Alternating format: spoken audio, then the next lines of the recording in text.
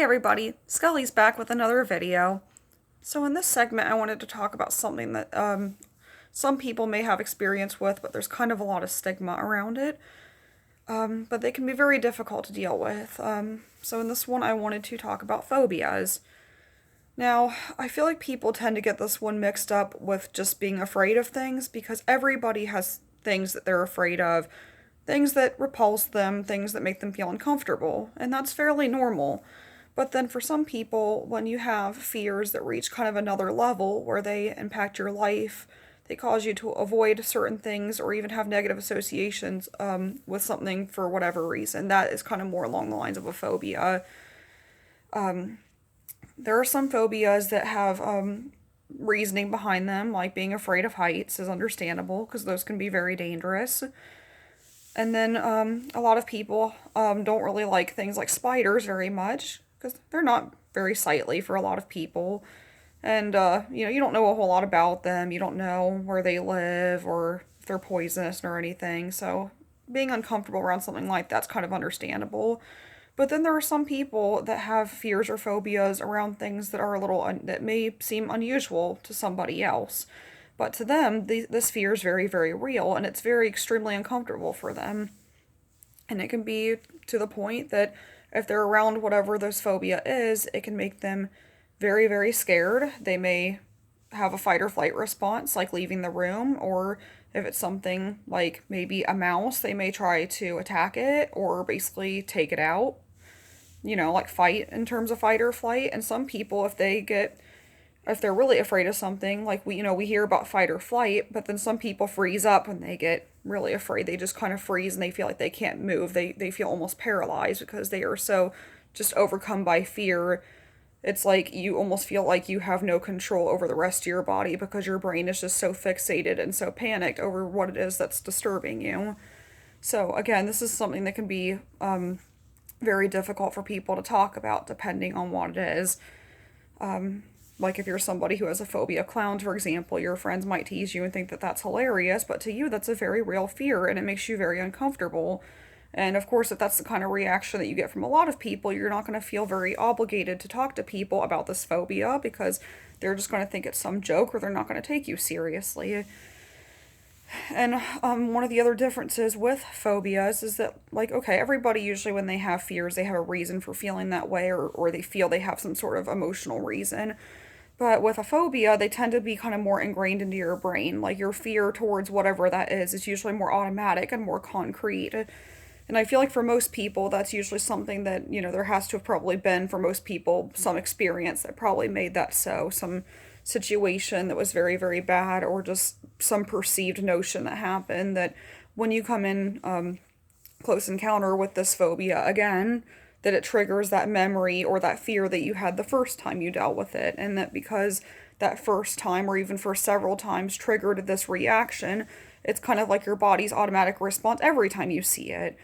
I mean, if you have a memory when you were a kid about some big old spider and it scared you and it made you very uncomfortable, when you see spiders, probably most of the time you're going to have that same memory of when, like, maybe you were 5 at the time and you didn't know a whole lot about spiders and maybe, who knows, when you were little, maybe that spider wasn't even as big as it appeared to you, but especially if you were like 5, you were littler back then, and that spider may have looked very big to you, and you could see even a small spider that could trigger that memory and that fear and that flashback. So getting past that phobia can be very, very difficult because you have that negative association, you have that bad memory that goes with it.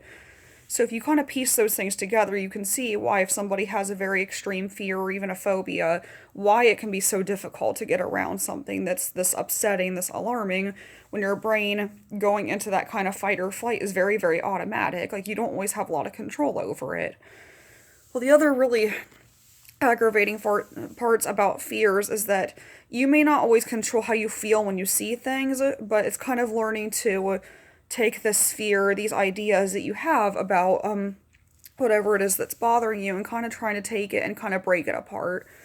If you know in your mind that you have a phobia or a fear of something, one of the things that you're really going to want to do to understand it first is kind of try to, again, figure out why you have that fear in the first place. And like I suggested before, a lot of people can have a bad situation or memory with phobias.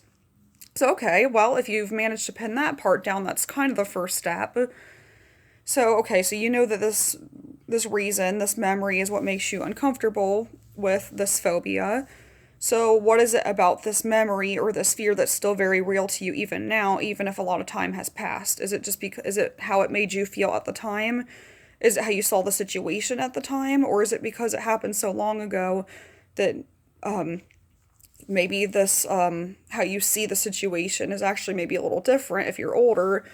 But if it's something you've had fear about for a really good portion of your life, maybe it's kind of stayed the way it was when you first kind of developed it. But, like, okay, let's say it's been 20 years since you developed a phobia of, like, spiders, for example. Now that a considerable amount of time has passed, is there a way to kind of look at that now and think to yourself, like, okay, well, when I was little, I thought that spider was poisonous and going to hurt me for some reason. Or when I was little, I thought that spider was really, really huge. Like, maybe the size of my hand, but maybe really it was a lot smaller than that. Because when you have a fear, when you have a very automatic kind of reaction to something like a phobia, I feel like it's very easy for your brain to just kind of react so quickly that things may look differently at the time versus if you actually kind of think about it, may not seem entirely realistic because your brain just gets so carried away. It's just like, oh my gosh, we have to get out of here, get away from whatever this danger is. But if it's like that spider, for example, if you've actually seen other ones since then that really were not all that big and they, okay, maybe they were questionable, you didn't know where they came from, but they never seemed like they were actually trying to come after you. They were just maybe you just happened to see one crawling on the ground and you were kind of close to it, so you got scared. So it's kind of actually breaking that apart and kind of separating what's more realistic versus what you may have actually thought was happening at the time, but was actually maybe a little bit more kind of jumping to conclusions, I guess is the word I'm looking for. Because your brain has a way of taking things and kind of blowing them out of proportion. And that's nothing to give yourself a hard time about. That's something that everybody's brain does. Our brains are very, very emotional in nature, just like we are. We have an emotional part of our brain, we have a rational part of our brain. And I had actually another video where I talked about why this can make when people get intrusive thoughts, why it makes them so scary to people, is because when you have intrusive thoughts, it's like that same thing where, okay, so again, the emotional brain and the rational brain, and sometimes one can take over more so than the other. And if that's your emotional brain, it's going to give you more kind of an emotional reaction towards a situation versus what's actually going on. So if you give your rational brain a time to kind of kick in and separate what's really happening versus what it looks like is happening, you can kind of start to get some closure on things and like that, and it can make it a little bit easier to kind of really assess like why you have these feelings about what it is that's scaring you or upsetting you. And it's so aggravating because this process, once you give your brain kind of some time to sort things out, it does get easier, but it takes a lot more time than we like. It's so exhausting to take something like a phobia and try to figure out, okay, why does this make me so uncomfortable? Why is this still here after so long? Well, sometimes you don't always know why it's there either, and that can also be the aggravating part. We expect to just look at it and think, oh, it's because of that situation I had when I was a kid. Well, not always. There are phobias that develop for people for actual reasons, like there actually was a threat at the time, there actually was danger, and then even now, maybe they're not in so much of threatening, dangerous situations anymore, but because it was the one time, their brain can very easily go back to, well, when it happened that time, that was danger, and oh, that almost caused me physical harm, that could have been fatal to me, and oh, I have to stay away from it because that could happen again. And that's a very normal reason for people to have phobias because we have a natural instinct to survive. Our brain does try to find ways to protect us. But again, the emotional parts of it get mixed in also. So I think it's okay to, if it is a situation like that, to remind yourself, like, okay, that situation was very dangerous and that was very harmful. I do need to be more careful from now on. But I don't have to be so consumed with fixing this that it has to rule my entire life. And, once you kind of have that mentality, it's kind of okay, well, how can I look at this and have some caution, but perhaps have some positivity with it? I'll be honest with you for 5 minutes. I'm very uncomfortable around sharp objects. Still am after maybe 13 years. But I know they're also essential for a lot of things. If we didn't have them, it'd make a lot of tasks like cooking, and maybe if I'm wrapping gifts and I need to use my scissors to cut the paper, like all things that require those things to some degree. So over time, I kind of, at least in my case, you know, I guess it's easy to have guilt about, like, okay, I'm overreacting when I'm scared about it, but kind of, I got to a point where I reminded myself, like, okay, I have a reason to feel that way, but these tools are useful. They can be dangerous, but they don't have to be if they are used properly, if I'm careful with them, if I have little rules, little guidelines, little tips. Sometimes I actually trick my own brain, and I'm like, okay, well, my brain's telling me this is dangerous.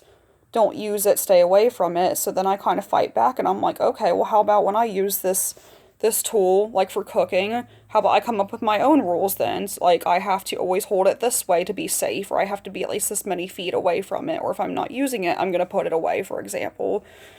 It was a little tricky and kind of overzealous perhaps at first, but it did give me kind of thinking of, okay, well, that's some progress. I can at least tolerate being around it now. But with some time and some practice, I can teach myself that these tools don't have to be, they are dangerous, they can be, but they can also still be used with caution as long as I just teach myself that. And if I have a sense of awareness, I don't have to let it control me. But these things are different for everybody, and they're a work in progress. But anyway, long video. I hope this is helpful for people dealing with phobias because they're very tricky. But anyway, until then, have a great day, guys.